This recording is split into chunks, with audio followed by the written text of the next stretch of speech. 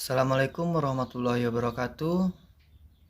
Baiklah, pada kali ini kami akan membahas mengenai metodologi penelitian.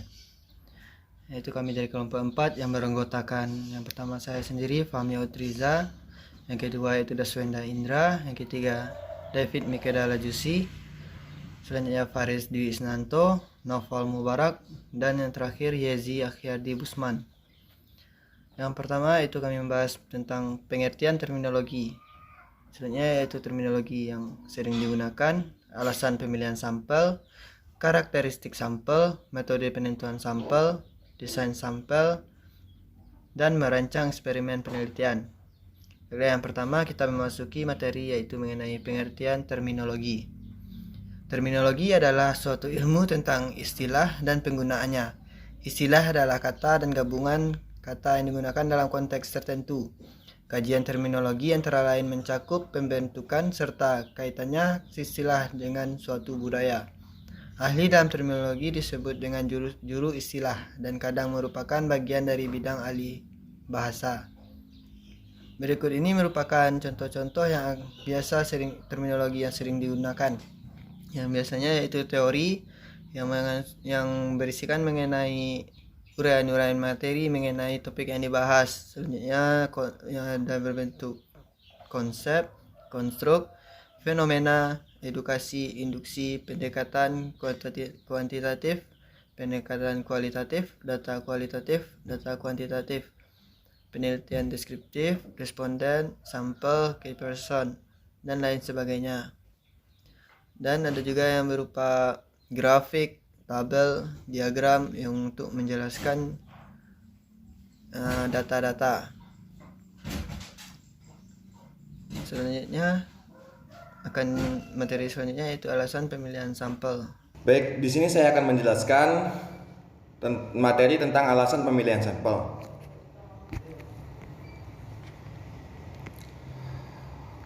Setiap penelitian yang dimaksud untuk menarik generalisasi mau tidak mau akan berhadapan dengan masalah. Pemilihan dan pengambilan sampel. Dalam hubungan ini, pemilihan suatu teknik masalah bisa dinalar kesesuaiannya dengan karakteristik populasi yang hendak diteliti. Pengambilan sampel secara random yang dapat diperhatikan tingkat keakuratan sehingga berlakunya kesimpulan terhadap populasi dari sampel yang diambil.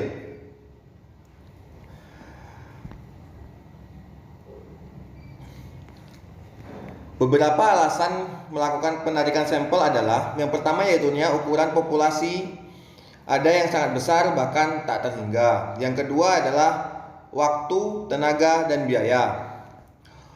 Yang dimaksud dengan ukuran atau jumlah anggota populasi yang terlalu besar tidak dapat memungkinkan diselesaikan dengan berbagai keterbatasan tersebut.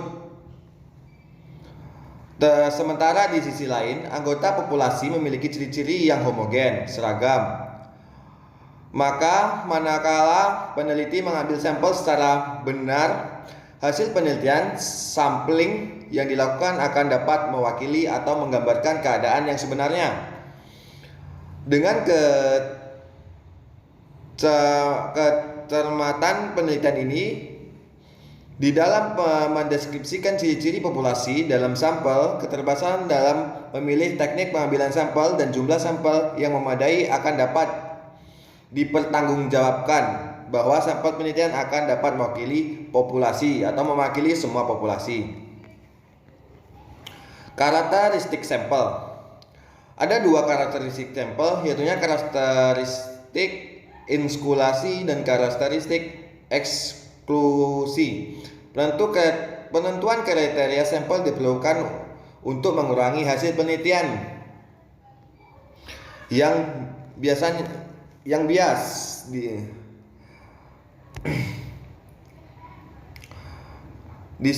dapat di sini akurasi. Akurasi berarti sejauh mana sampel didapatkan tanpa adanya bias sampel. Presisi di sini adalah presisi berkaitan dengan ketetapan atau ketelitian.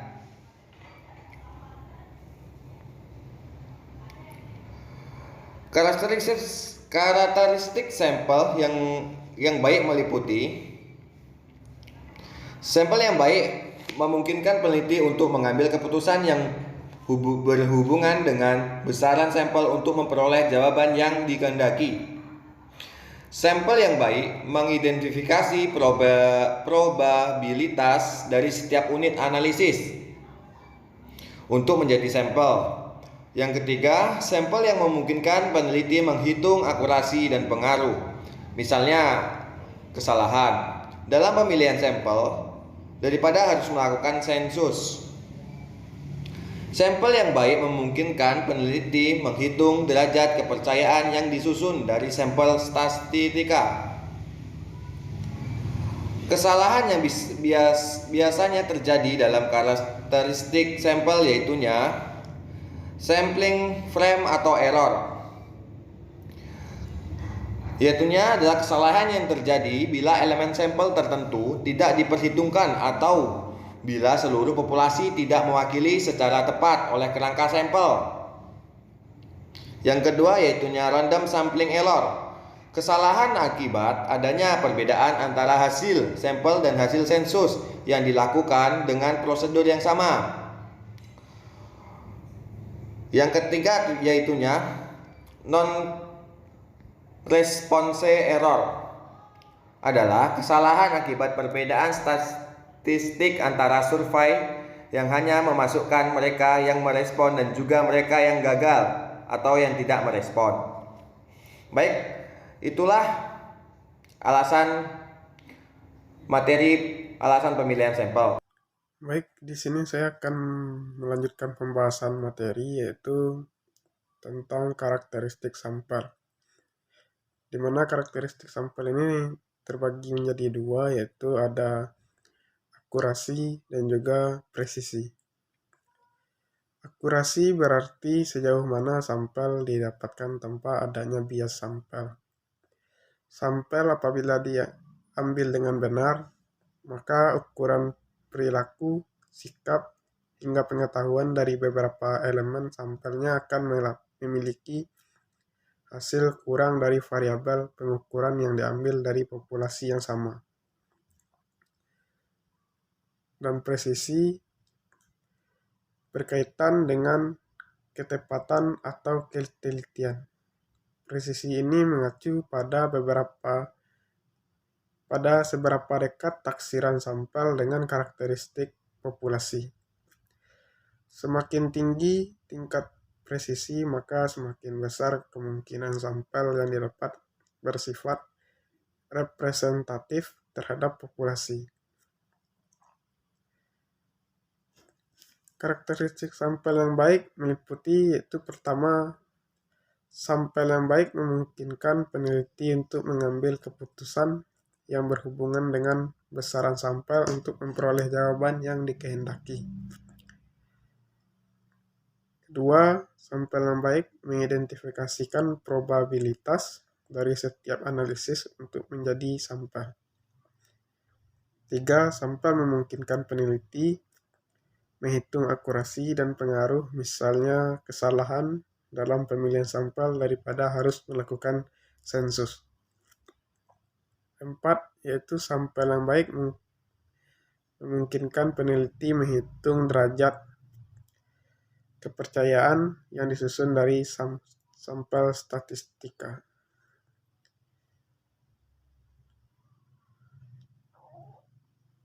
Adapun kesalahan yang biasa terjadi dalam karakteristik sampel yaitu pertama, sampling frame error, di mana kesalahan yang terjadi bila elemen sampel tertentu tidak diperhitungkan atau bila seluruh populasi tidak diwakili secara tepat oleh kerangka sampel.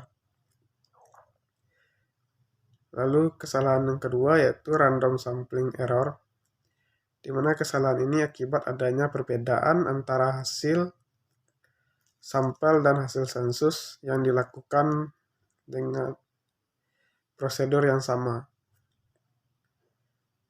Lalu kesalahan ketiga yaitu non-response error, di mana kesalahan ini akibat perbedaan statistik antara survei yang hanya memasukkan mereka yang merespon dan juga mereka yang gagal atau tidak merespon. Kali ini saya akan menunjukkan pembahasan materi kelompok kami di bagian metode penentuan sampel. Sebelum kita masuk ke metode penentuan sampel, langkah baiknya kita mengetahui dulu apa arti dari teknik sampling. Teknik sampling adalah teknik pengambilan sampel dari populasi. Sampel yang merupakan sebagian dari populasi tersebut, kemudian diteliti dan hasil penelitian atau kesimpulan kemudian dikenakan pada populasi atau generalisasi. Dari Margono tahun 2004, pengertian teknik pengambilan sampel ialah cara untuk menentukan sampel yang jumlahnya sesuai dengan ukuran sampel yang akan dijadikan sumber data sebenarnya, dengan memperhatikan sifat-sifat penyebaran dan populasi agar diperoleh sampel yang representatif. Secara umum ada dua jenis teknik pengambilan sampel, yaitu sampel acak atau random sampling yang dikenal juga sebagai probability sampling, dan sampel tidak acak atau non-random sampling yang dikenal juga sebagai non-random probability sampling. Baiklah, yang pertama kita bahas yaitu tentang teknik pengambilan acak atau random. Sampel acak probability sampling adalah cara atau teknik pengambilan sampel di mana teknik tersebut menggunakan kaidah peluang dalam penentuan elemen sampelnya. Teknik ini memberikan kesempatan yang sama untuk setiap elemen populasi untuk menjadi sampel atau contoh. Bagian dari teknik pengambilan sampel acak atau random ini terdiri dari sampel acak sederhana. Sampel acak sederhana ini adalah suatu teknik pengambilan sampel yang menggunakan kaidah peluang dalam proses penentuan sampel. Yang kedua itu pengambilan sampel acak sistematis. Ialah suatu metode pengambilan sampel di mana hanya unsur pertama saja dari sampel dipilih secara acak, sedangkan unsur-unsur selanjutnya dipilih secara sistematis menurut pola tertentu. Ketiga yaitu pengambilan sampel acak berstrata. Digunakan pada populasi yang memiliki susunan yang bertingkat atau berlapis-lapis. Teknik ini digunakan bila populasi memiliki anggota atau unsur yang tidak bersifat homogen dan berstrata secara proporsional sehingga harus terwakili dalam sampel. Yang keempat yaitu area sampling atau wilayah bertingkat. Secara singkat, multi-stage sampling adalah penggunaan beberapa metode random sampling secara bersamaan dalam suatu penelitian secara efektif dan efisien. Selanjutnya kita masuk ke teknik pengambilan tidak acak atau random. Metode pengambilan sampel ini bukan proses seleksi tetap atau standar. Dalam teknik yang satu ini, tidak semua elemen populasi memiliki kesempatan yang sama untuk dimasukkan dalam sampel. Bagian dari teknik pengambilan tidak acak atau non-random ini yaitu adalah purposive sampling. Di sini seorang peneliti dapat secara tersirat memilih subjek yang dianggap representatif terhadap suatu populasi. Teknik pengambilan sampel jenis ini umumnya digunakan oleh media ketika meminta pendapat dari publik mengenai suatu hal. Yang kedua itu adalah snowball sampling. Adalah metode pengambilan sampel yang peneliti terapkan ketika subjek sulit dilacak. Misalnya akan sangat menantang untuk mensurvei orang-orang yang tidak memiliki perlindungan atau imigran ilegal. Yang ketiga yaitu adalah accidental sampling. Teknik pengambilan sampel ini bergantung pada kemudahan akses ke subjek seperti survei pelanggan di mall atau orang yang lewat di jalan yang sibuk. Yang keempat adalah kuota sampling. Apabila ingin menggunakan metode kuota sampling, maka seorang peneliti harus menetapkan standar yang sebelumnya, sehingga ia bisa memilih sampel yang digunakan untuk mempresentasikan populasi. Kemudian kita masuk ke teknik sampling sistematis.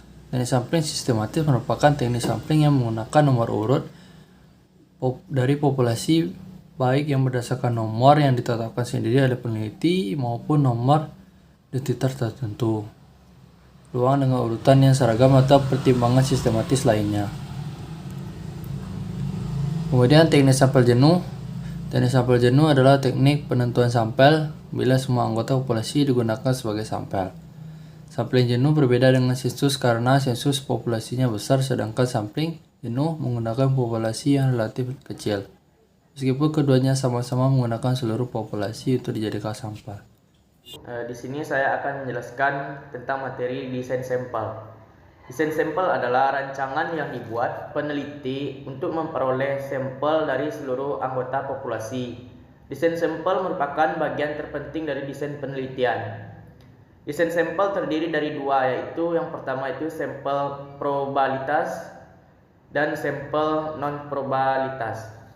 Yang pertama yaitu sampel probabilitas. Setiap sampel yang dipilih berdasarkan prosedur seleksi dan memiliki peluang yang sama untuk dipilih. Jadi sampel random sederhana itu sampel random sampling. Itu bagian dari pengambilan sampel secara acak sederhana yang termasuk di dalam teknik probability sampling dan dianggap sebagai metode pengambilan probability sampling yang paling mudah. Selanjutnya yaitu bagiannya dari sampel probabilitas, yaitu sampel sistematis. Itu teknik probability sampling yang pengambilan sampelnya secara sistematis. Pengambilan sampel secara sistematis ini sering dibandingkan dengan perkembangan aritmatika, di mana perbedaan antara dua angka berurutan dengan memiliki nilai yang sama. Misalnya, seorang peneliti akan meneliti sebuah klinik yang memiliki 100 pasien. Yang ketiga yaitu sampel stratifikasi. Metode ini subjek awalnya dikelompokkan ke dalam klasifikasi yang berbeda, misalnya berdasarkan jenis kelamin, tingkat pendidikan, atau status sosial ekonominya. Dan dalam pengambilan sampel ini, peneliti harus memperhatikan bahwa klasifikasi yang dilakukan tidak boleh memiliki subjek yang tumpang tindih. Setelah itu, peneliti akan secara acak memilih daftar akhir subjek dari berbagai kategori yang ditentukan untuk dapat memastikan sampel yang lengkap. Yang keempat itu sampel cluster. Itu metode selanjutnya adalah pengambilan sampel acak cluster atau area yang dilakukan jika ukuran populasi terlalu besar untuk dilakukan pengambilan sampel secara acak sederhana. Yang kedua itu desain sampel non-probabilitas.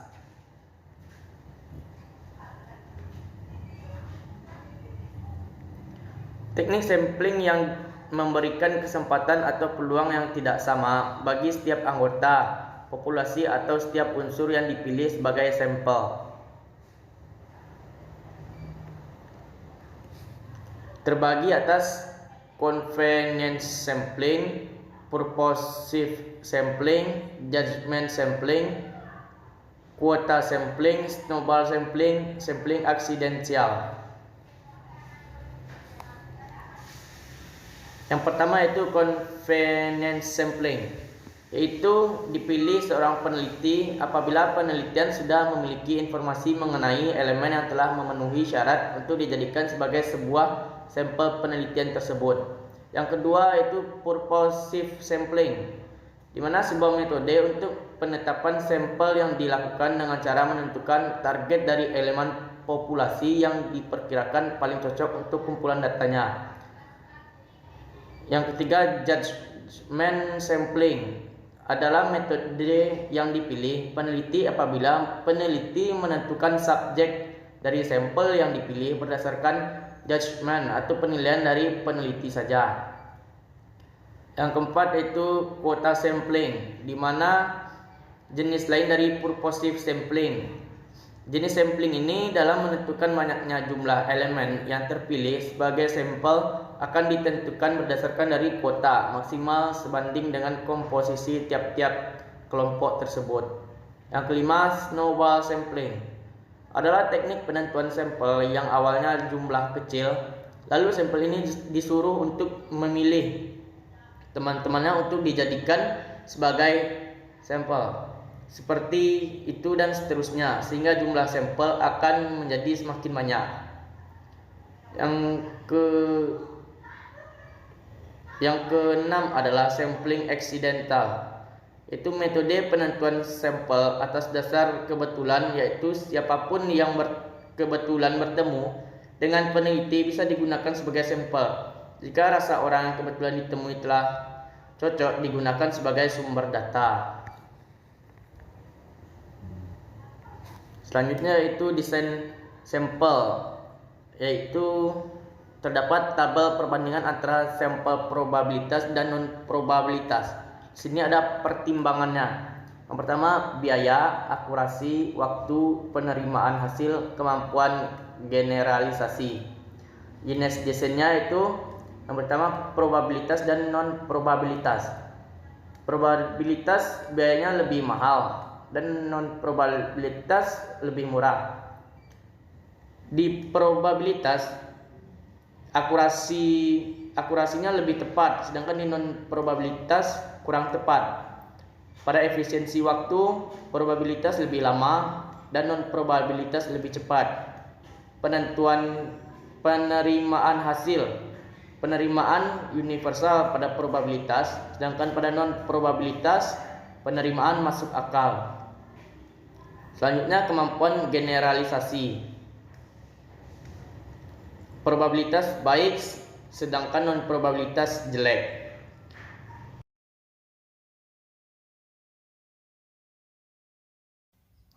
Mungkin hanya sekian pembahasan materi dari kami kelompok 4. Banyak maaf, saya ucapkan terima kasih atas perhatiannya. Assalamualaikum warahmatullahi wabarakatuh.